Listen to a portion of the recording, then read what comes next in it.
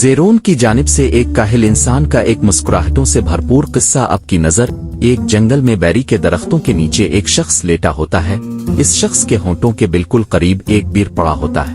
اسی دوران ایک تیز رفتار گھوڑے سوار شخص اس لیٹے ہوئے شخص کو نظر آتا ہے تو لیٹا ہوا شخص زور سے اس گھوڑے سوار کو آواز دیتا ہے۔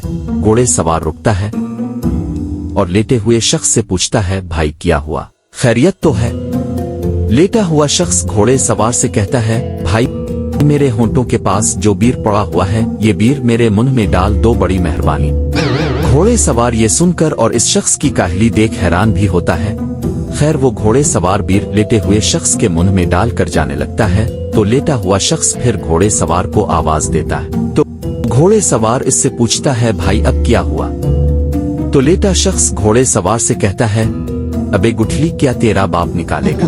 دوستو اگر آپ کو ویڈیو اچھی لگی ہو تو ہمارے چینل کو ضرور سبسکرائب کیجئے گا۔ شکریہ۔